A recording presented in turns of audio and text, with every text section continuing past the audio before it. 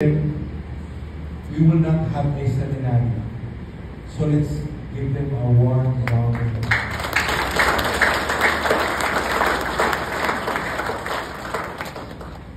It takes a whole village to form one piece.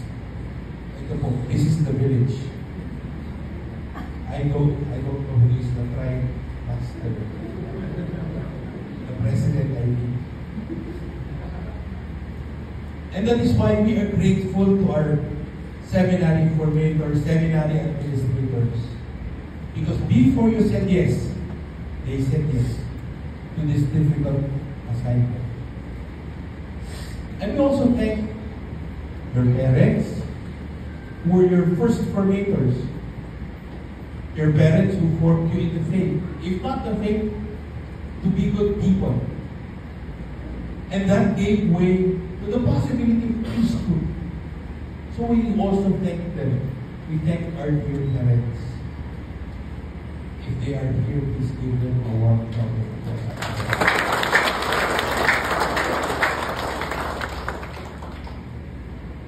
We also like to thank our dear parents.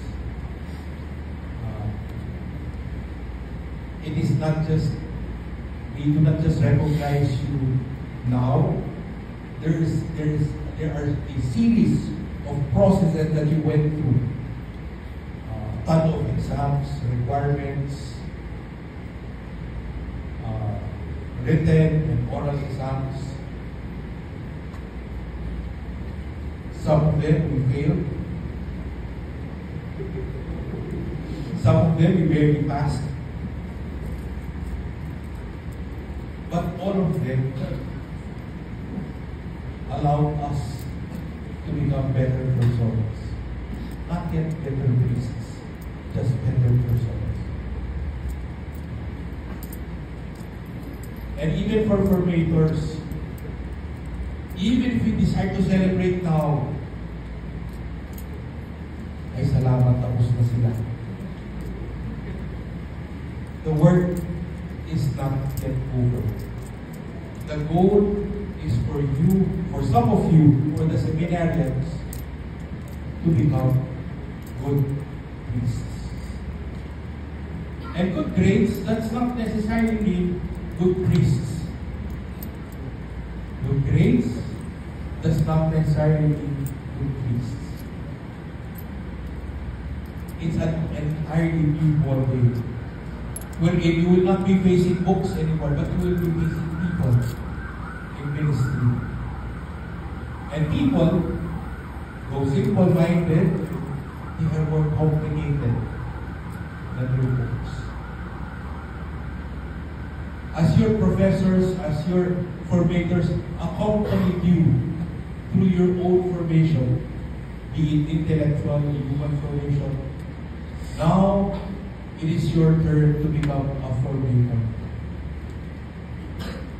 Formator of hearts and minds.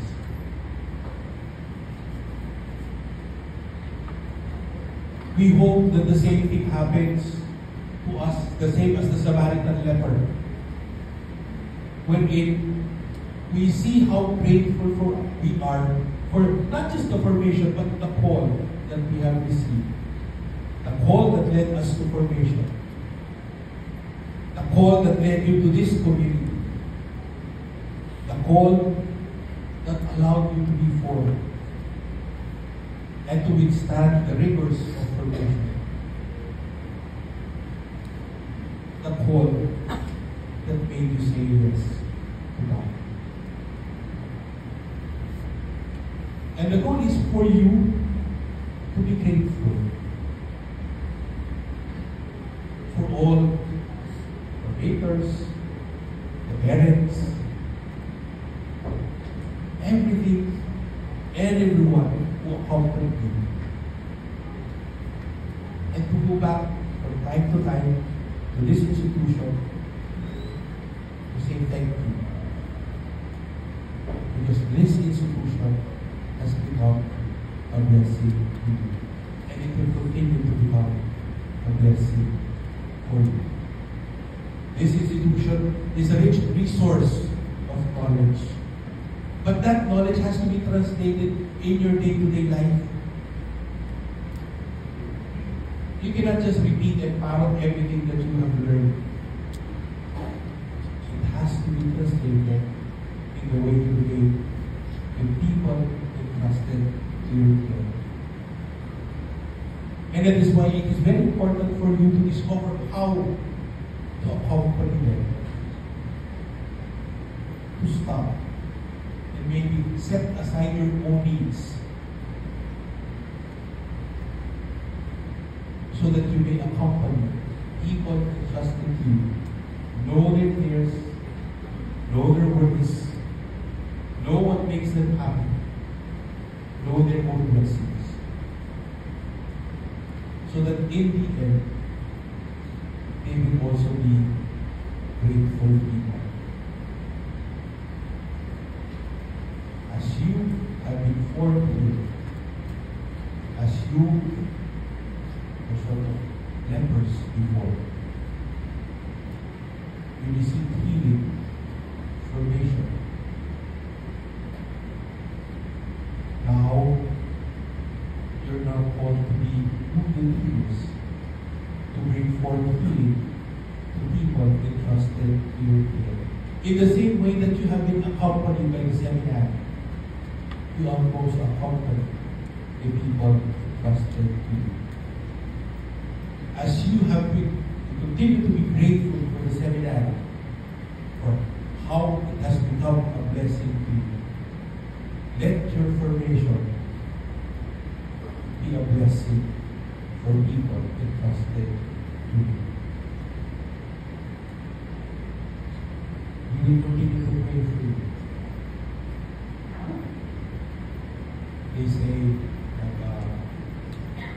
for those who cannot do a teach, I don't think that is so much true, especially for formators, because they have formed and accompanied you, and in so doing, they are more of a priest. Maybe not having any parish, not having any pastoral work, but they have accompanied you in them. And you, entrusting yourself to them, you would say, you are not heavy. You are our brothers. So continue the work of formation. Do not be afraid, because God will also accompany you as you form other people. We thank God for the blessing of formation.